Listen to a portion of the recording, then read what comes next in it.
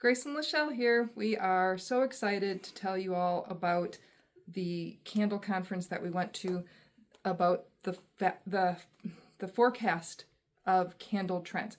Again, this was done for us at the National Candle Association, and it really is all about candles, but that doesn't mean that other areas can't also benefit from knowing what the trends bring. And basically, Mallory Huron from Fashion Snoops was kind enough to give us a wonderful overview of many of the trends that are going to happen in the next coming years, 2 or 3 years down the road, they're saying, so that you can not just try to hit it now, but you can get into it as it goes, as it's before it's even happening a lot of times. Again, I want to say this is very important. With these trends, if you like a trend, go with that trend. Do not try to do every single trend. You will drive yourself crazy. Yeah. I know that very well. Yeah, okay. So basically, Fashion Snoops, they've been in this business for 23 years of successful forecasting and proven methodologies. They're made up of passionate individuals in 6 global offices and headquartered in New York and London. So basically, this is paid. The National Candle Association has paid these folks to do all of this research. So I'm not actually allowed to show you the slides and things that I saw. I can only reiterate from our notes what we were seeing. So all of this is about the future of home fragrance. And so why now? The customers are looking at aspects to help their lives, to create better macro and micro environments for themselves and their families and their loved ones and even their pets. So let's get into it. There are basically 4 main themes that we were looking at for these trends. There's nature-centered, anyway. There's fragrance therapy, there's immersive play, and there's olfactive tech. So first of all, nature-centered. This was my favorite area. Basically, they're talking about non-toxic, which, that's what our scents are. They're talking about refillable. Big hit on the refillable. They want decorative. They want well-made. So well-made, decorative, beautiful things that are made to last. The thing about this is they don't have to be boring either, and so that's kind of, I'm jumping ahead a little bit. Playful is kind of one of the key trends too that's going on. But in this kind of a setting, something like a ceramic vase, or not vase, a jar, is a wonderful refillable item. You can use it forever. And getting like a silicone mold and being able to make drop-ins, but you don't have to just be boring about this. For instance, why not a ramen noodle drop-in? So you make them in cute little ramen noodle shapes, and then you can just drop them in. You can sell them in all different scents, and that's fun. Total cute idea with this. This is my own idea, not theirs. But chopsticks with the ramen noodles, and then you use the chopsticks to put out the candle. You dip it, and then bring it back up and reset it, and then it's ready to go again. Anyway, that's one of my ideas for that. So they want things to last. Reusable, food safe and reusable. So basically, after it's done, you can turn it into a drinking glass. So especially with soy waxes and natural waxes, you're able to wash them out, run them through a dishwasher, get rid of everything, and reuse it as a drinking glass. There's also the bowls, like the Libby bowl, that can be used as a regular bowl. Do you have another one? The status jar there, I think. The Libby status jar. It's the same kind of concept, again, with the drinking glass, but totally reusable. And a great lid to keep the wasps out of your favorite beverage. All right, then.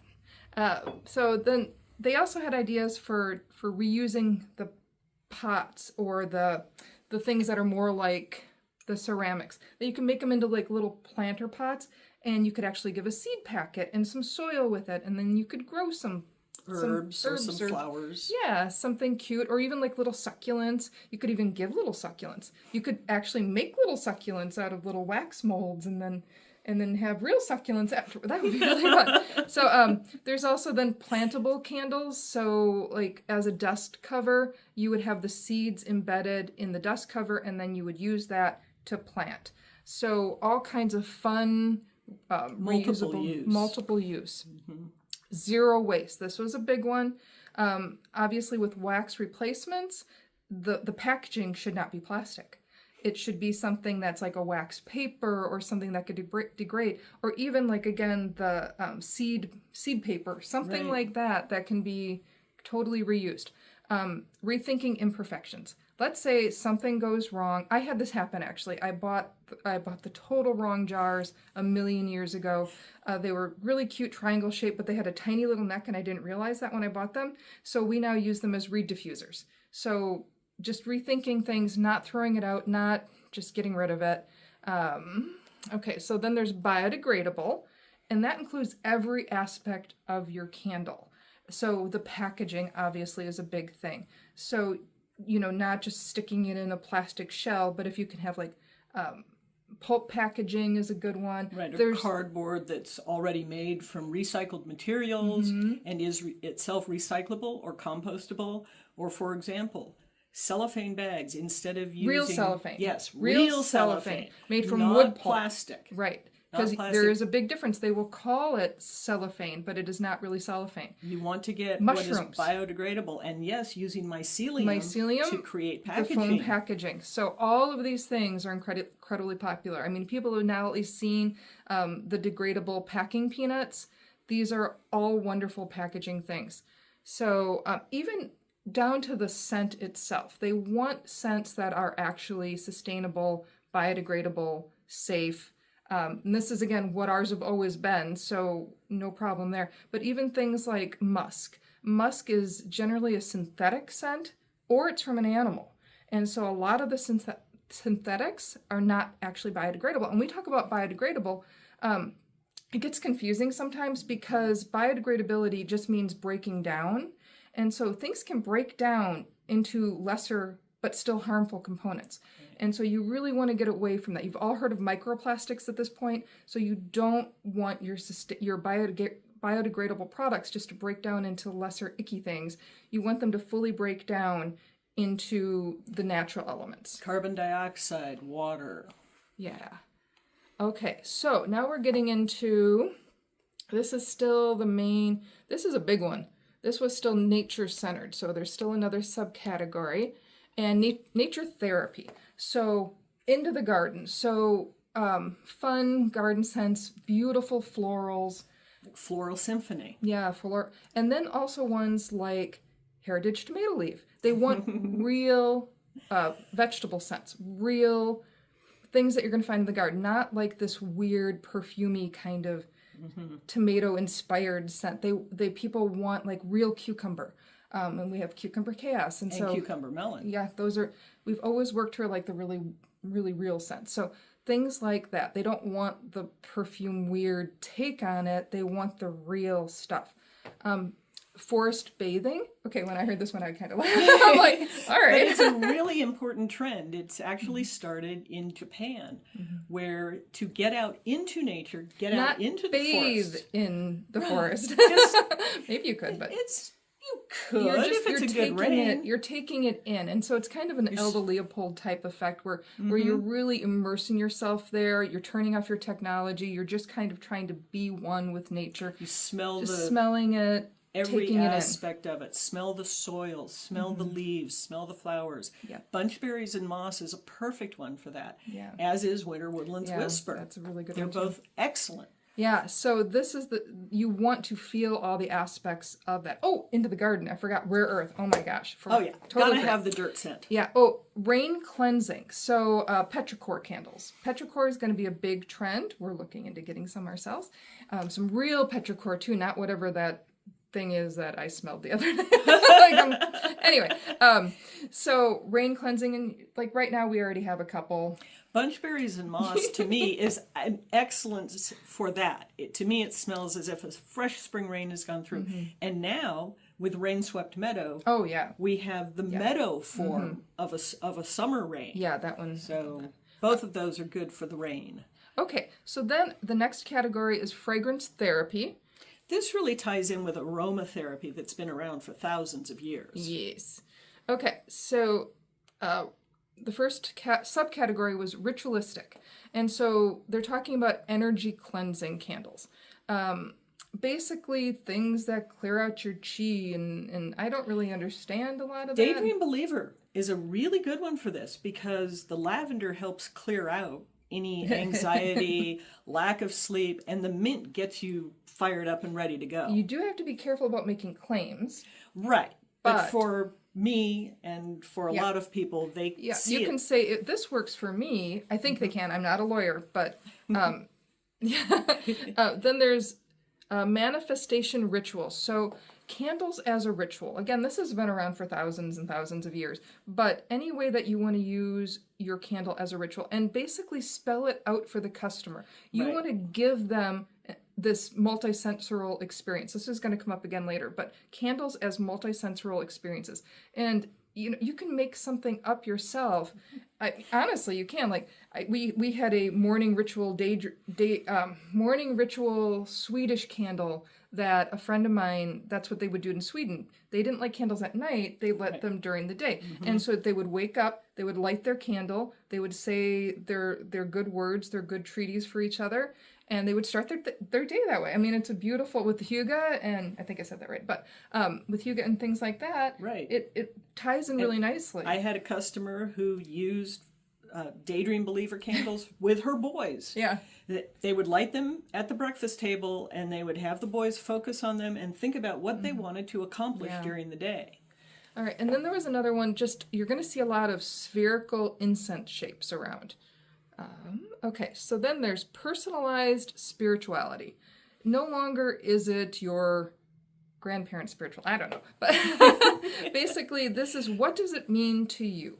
And so astrological design scents are a big thing, and so you can take something like Libra. And so Libra is air and balance, and so you can look at like what scents go with that. And so, transcendence. Oh my gosh, yeah. It's a balance of yin and yang. Citrus and musk. You think they're opposites. Floral and mint. It's the weirdest scent you could ever imagine. You don't think it's going to go together. Yeah, and it works. So you can decide what it means for your signs. Like you look up the signs and what does it mean to you? And if it means something to you, that's fine. That's good. That's what it means. And you can put it out to your customers as that. For example, Aquarius, the water bearer. Well, we have several water-associated scents, from seashells and surf's up to rain-swept meadow.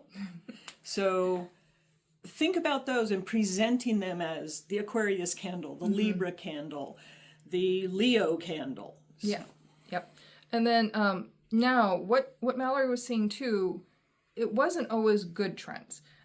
Some things are not safe, and the NCA is actually working to stop these trends, such as botanicals on top of the candles, and even like crystal energy candles. Some crystals, when you put them into wax, have cracks in them, and they can literally explode. So you do want to be careful about putting anything that is not a wick in a candle.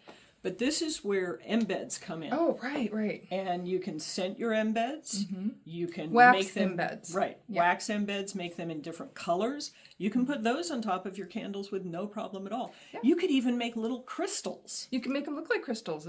It's pretty easy. Yeah. So it's pretty cool.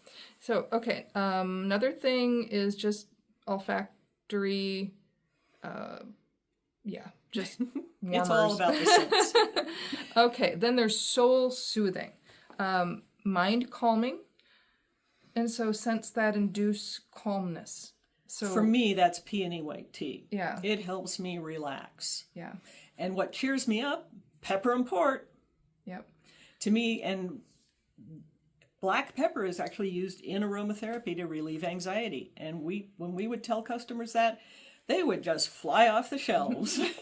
So, yep, anything that is calming, mind calming, you want to, and again, help customers get to that place. Right. Write it out. What are they supposed to do? They're supposed to light the candle, count to 3, inhale deeply, give them some sort of ritual. So some of these you can actually, put together, the ritual and the soul soothing. You might not be able to say it. Soul soothing fragrances. That one. Meditative fragrances. Heavily meditative. So like solace. We actually have a spa line that was made for this very reason, that it has a lot of essential oils, and it, in my opinion, takes you to that place. So like solace, every time I would test burn that candle, I'm never calm, and all of a sudden I'd be like, whoa, I'm really calm. And every single time. And what works for me may not work for other people, but that was a really wonderful one for me. Right, and the power of suggestion really works too. It does. So research some of these fragrances, research how they're used in aromatherapy, provide that information. Yeah. And a group of fragrances, for one might be for waking you up in the morning, another one might be to get rid of the stress of the day, and then another one to help you calm down and go to sleep. Yeah, and sell and put those in a pack. And so then you can have 3 sales and like for your whole morning experience and your ritual, and you can again write that out. All right, sleep promoting is a big one too. We all know nobody has enough sleep. We all need sleep more so. And so everybody knows lavender. Mm-hmm. Lavender is always a big one, but then there's also sage and chamomile. So our lavender lullaby, our sage and chamomile. I would not go with our daydream believer on this one because that will generally it has lavender, but it's more mint. of a very strong really on the mint, so it'll wake you up. Yeah, so self-promoting, sleep promoting. Again, have a way to put out the candle too, because you don't want to fall asleep with the candle. Right. So, okay, in the same vein, there's emotional balancing. This is another category.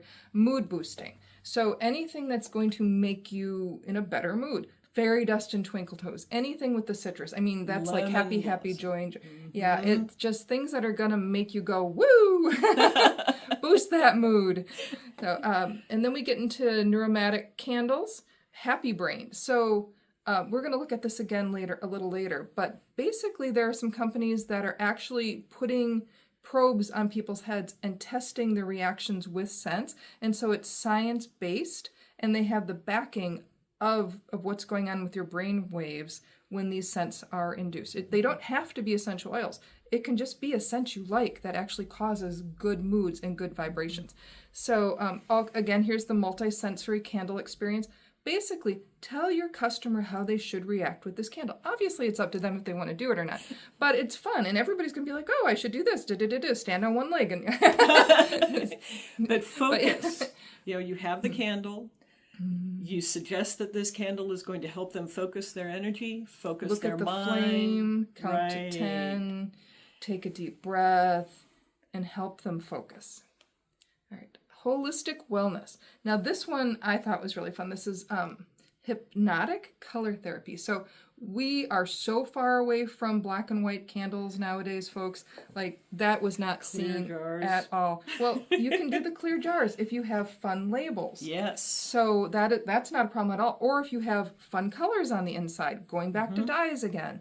But in this case, like they're showing pictures of multicolored jars. Ooh, I saw some really cool ones I'm thinking about bringing in. Mm-hmm. And this is going to go along with another trend too, which I won't get into quite yet. But yeah, so colors. Color, we've always known color is one of the second reasons people pick up a candle anyway, right. And people want their color back.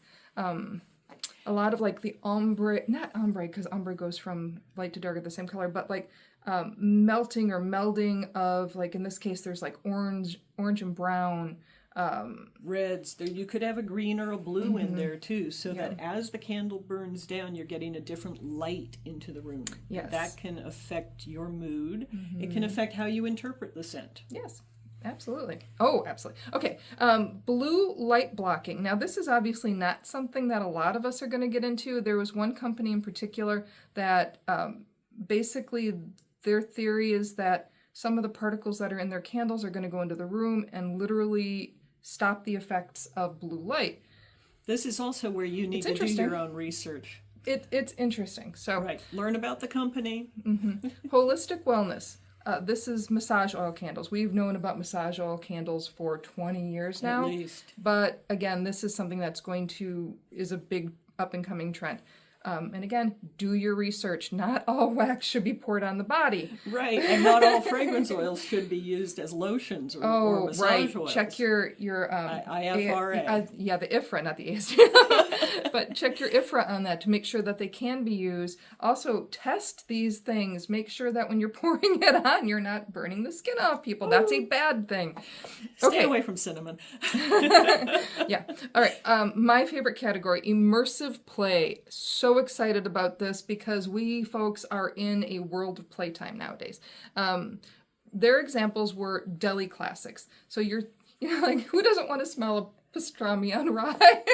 I think I'd rather smell a pistachio milkshake. Yeah, but apparently, like, this is something that's real nowadays. Dill pickles. Yeah, dill pickles. I mean, I've seen a lot of that, and people are like, "Oh, that's really cool," but nobody's going to buy it. People are buying these things. In fact, there are companies that are making the gel candles. They're putting they're creating the dill pickle shape using the gel on the outside, creating like a label that looks just like a dill pickle label. I mean, there's some really cool stuff out there. If you haven't seen it, do a little search on that. That's really fun. Another one that I was really shocked at is pasta water. A lot of us in the audience were looking at each other saying, pasta water? But apparently really? There's a company that sells a ton of this, so it's okay. I think you might need some heritage tomato leaf. I don't know. And maybe we need a basil scent to go along with that also. Pesto. I was thinking about basil. Pesto pasta. That could be fun. Mm-hmm. Okay, so now we're into escapism. So, Wanderlust. This is not the high-end experience. This is the throw in the backpack, I'm getting out of here, I'm going to go smell some trees. And you just, getting into the woods, getting into the forest, getting into the desert. Beach, the desert, just kind of kicking it and just taking, again, like that forest bathing, taking time to really smell it, to really just have it wrap around you and be all-encompassing. And put yourself back in the place of a favorite vacation. Did you go to the beach in a particular place? This is where labels can really come into play, too. Mm-hmm. Having dynamic, brightly colored labels that picture the beach scene that you want, or picture the mountains. Yeah, this is all about that brightness. Mm-hmm. Yeah, people want to feel it. So the pictures that you put on your labels were very important for this. Okay, the next thing was hotel at home. This is your most basic category. They have like pretty single color jars with some pretty basic labels. You know, maybe a color on the label, but not much else. And hotel at home. So I haven't been to that many like super high-end hotels that smell good. Most of them, like, I don't know. I guess for me, Neroli de la Luna would be a good one for that because to me it's a very elegant fragrance. Yeah. I mean, like peony white tea. I mean, I know the sense that they're getting at, like the Floral Symphony, the peony white tea, things like that. So think about that for hotel at home, and for all of you high-end people out there, that's the kind of stuff that they want. Okay, now this one's more fun for me. Discotheque party of the 70s and 80s party scents. I don't know about you. Yeah, some of those 80s parties were... I didn't go to discotheques. Yeah. I went to blues shows. But anyway, so the colors. This is a lot about the colors, you know, the wild colors of the 70s and the 80s. They didn't really... I think of the 80s a lot of neons, but I don't know if that's really what it is, if we're going for neons. But it's more like multicolors. But it's a modern twist, so it's not the avocado green. No. It's a slightly, you know, like they're looking at a more... not jewel tone, but, and not pastel, but like, I guess like, almost like a more Kelly green with like a peach. So kind of watered down 70s, I would say. Okay. Yeah. And containers that have multiple colors. Mm-hmm. So we've been talking about iridescent colors. Oh, iridescents are big too, yeah. Right. And you can go different directions with those because you could go the lighter pastel colors. Yep. You could do the more intense peacock colors on copper. Yeah. Oh, yeah. Those are cool. Yeah. Okay. And scents that go along with that too. I mean, you can have so much fun with these. I'm like trying to think, do we have any?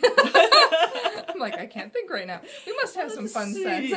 We do. I generally go towards the more luxe type thing. Like, you could probably rename some things. And you know what we're going to have? We're going to like go through the list and like we're going to put our scents into these categories to like help people out too. Let's face it, if you want to go back to the beach, tropical. But that's not the beach. The 70s and 80s party Right, that scents? was the Wanderlust. Yeah. But yeah, so the discotheque party, I have a hard time with that. Because patchouli. All I can think of is patchouli. Oh no, right that's the 60s, early 70s for me. Yeah. Yeah, so but you know, we'll think of some. grass and beer, going to outdoors blues festivals. Okay, anyway. There might be younger kids watching this. Okay, so now it's happy hour. So again, this is not for the small children among us, apparently. So wine scents. Wine scents are big again. So easy. Mulberry moonbeams. Pepper and port. Raspberry cordial. Brandy pear. Coco Lima with some Maui Mountain pineapple. No, that's not really... That's more of a fruity concoction, I would say. That's not really the wines. You're right. Not really the wine. But fruit wines. Well, that's the summer cocktails. You're getting ahead of yourself. She's reading ahead. Since when did I not get ahead of myself? Anyway. Okay, champagne showers. If you let her go, she'll rabbit hole, so we have to be careful. Okay, champagne showers. So it's champagne-inspired scents. I know that some people are looking for Chardonnay also. Okay. We'll have to do more research. We'll have to find a good Chardonnay and a good champagne. Yeah. I tried champagne years ago, and all the ones I ever tried, they were just weird. They were like bubblegummy and just odd. And I'm just like, it wasn't worth it for me to bring them on because I didn't like them. But summer cocktails we like a lot. Okay, Coco Lima. Add a little Maui Mountain pineapple to that. Mm-hmm. There was one other one. Oh, red banana. Red banana, right. Red banana and pineapple as well. And those are all super concentrate, so you can actually mix those. We've gotten into some Mexican drinks that are called mango nada or mango right. lada. You're telling about that. So mango. Yeah. Malayan mango. And they have some spice to them too. A little kick. So you might need to add a little chili powder to that. We need not some real chili powder. No, not because real it chili would clog powder. the wick. Yeah, no. But yeah, spice. Share my moon. Yes. I wonder if that would go. It would help. Okay. Anyway. That would be a good... That was fun. Okay. All right. This is really fun. Nostalgia. like we weren't already talking about nostalgia, but you guys have already seen all of the cereal bowls, so cereal is still a big thing. And not just the cereal scents.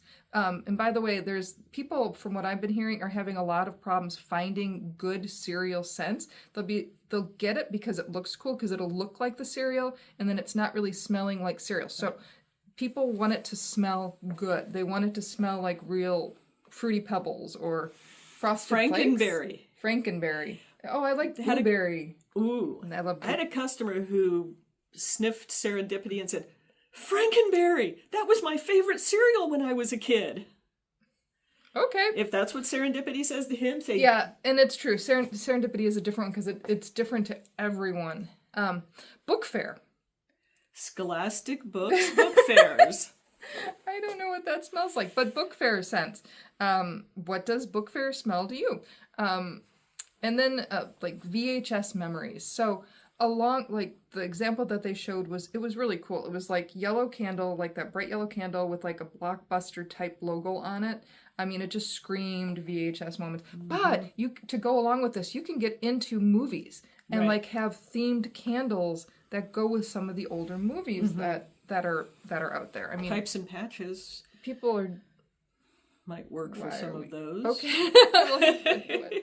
All right. So fantastical forms. So this is kind of fun. This is more of a some of these. Actually, all of these are considered more pillar shapes, freestanding pillars.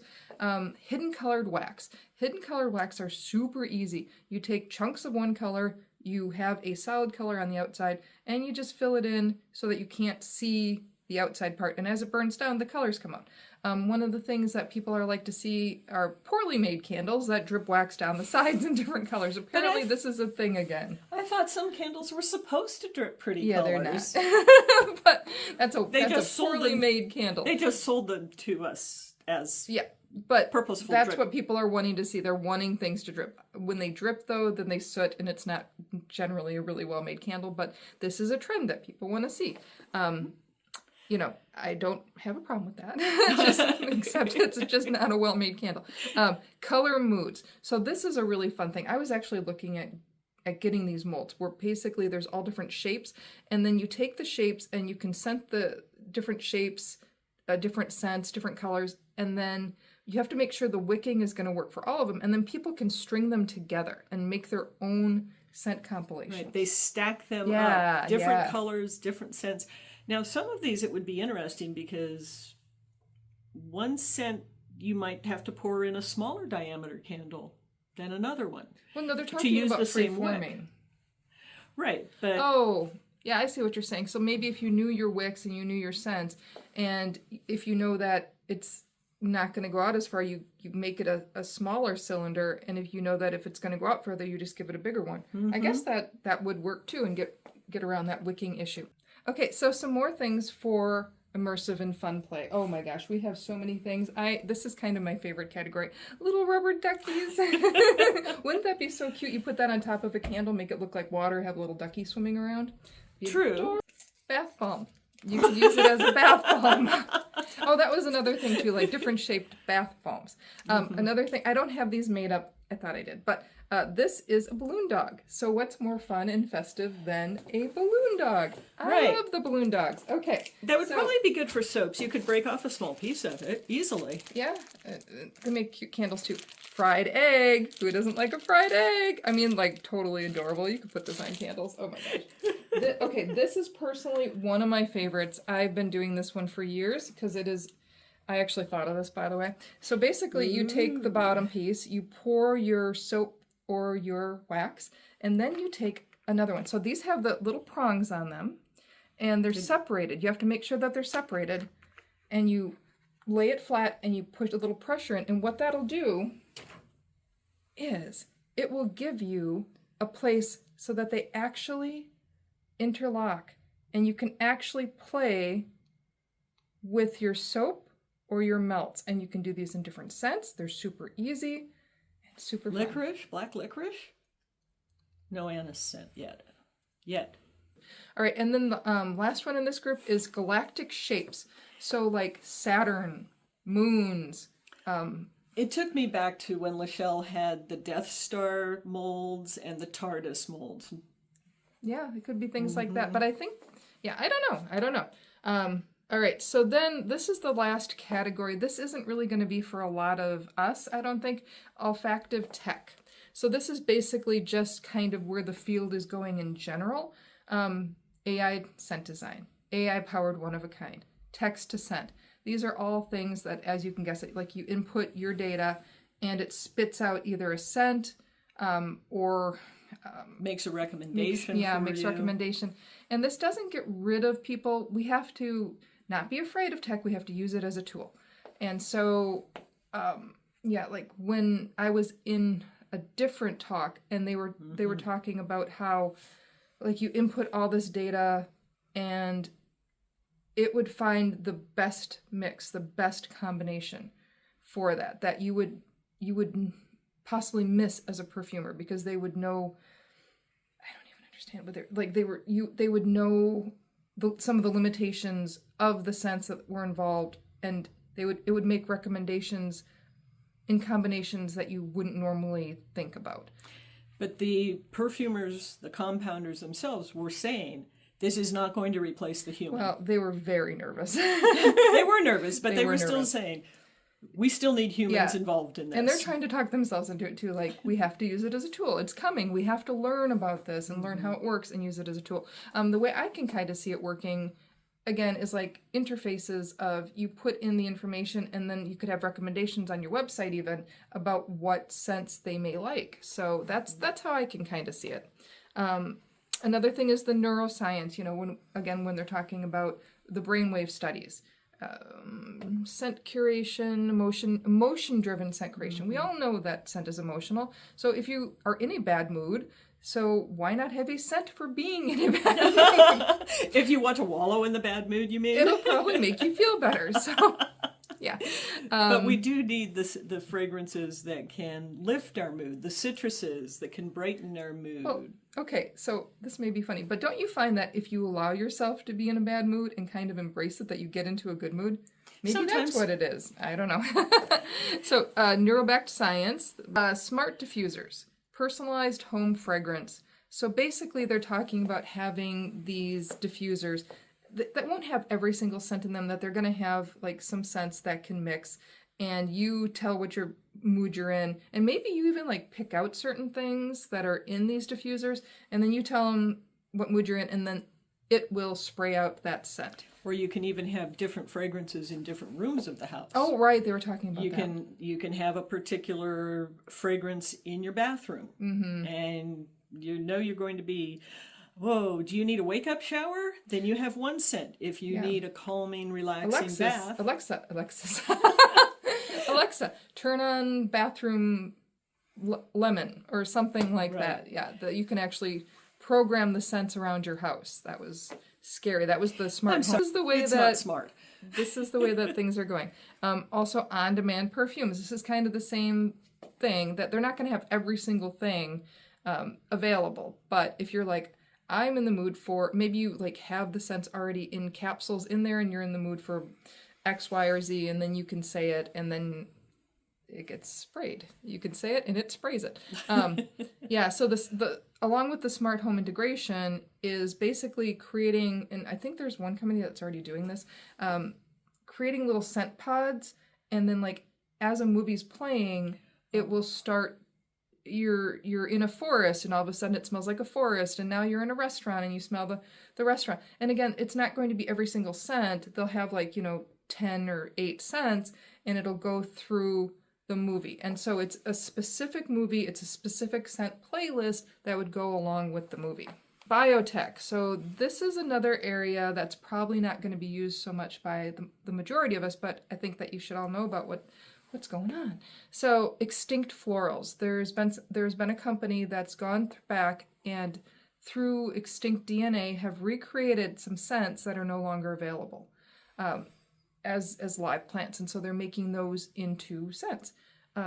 Bioengineered. So instead of going out and getting that rare orchid and traipsing through the jungle, destroying populations, disturbing animals, disturbing things, they can actually just recreate it in a lab. And when you recreate a molecule, you can't tell the difference between the recreated molecule and the original molecule. And so they're hoping that will take off some of the pressures from the environment. Right. And they could potentially even get a very common plant to produce fragrance molecules from rare plants. Right. So basically, like, let's say they have a grass plant, and grasses are easy to grow. They could change the DNA in that and actually have it produce a rare orchid smell and just have it be easy to extract. I don't think grass is a poison is not a good thing to... No, because it's grassy. Yeah, okay. Anyway, my geek is strong. Fragrance extraction. This is another thing, basically refining the methods and the ways that they extract the scents and make it more efficient, better for the environment, that they could get more out of a plant and have to harvest less of it. And then multi-sensory experiences, we talked a little bit about this before, scent-enhanced symphonies. Apparently this has already gone on in San Francisco, where they'll be playing, I don't remember what the music was, but then they'll have scent that's related to what's playing, and you can experience it on a whole nother level. That's kind of cool. Virtual scent. So like you have your little Oculus, and like the scents start coming out as you see the forest and the trees and the ocean and the grasses and the messy house and the dirty dishes. And wait, I don't know. Virtual reality. We're supposed to be talking about virtual reality, not actual reality. Well, I don't know. Okay. And then another one is a company that is making items specifically for use in the bathroom and in showers and in the tub, and with certain scents and certain colors, and providing you with more than just your shower experience. Yeah, showers are great, but if they have great fragrances and interesting lights coming around too. It was Vegas after all. It was. We were in Vegas when this. And that's the color and light ambiance device. So, so when you want to do disco in your shower, because it is disco now. All right, so that was basically the entire future. The 3 R's: reduce, reuse, recycling, sustainable. Number 1, immersive scents that connect to customers and nature. Spirituality, design, boast joy, and playfulness. So hopefully that you were able to enjoy this. and get something out of it, and you can see where the trends are headed. If you have any questions, let us know. If you need more information or want to get in touch with Fashion Snoops, you can see them on their website, fashionsnoops.com. I believe they do have a newsletter that you can sign up for. And I believe that's free, right? I think so. Okay. I didn't hit a paywall when I was there, so... Okay. And we do get it now. Good, because I put you... So be sure to check them out and let us know if you have any questions. Thanks.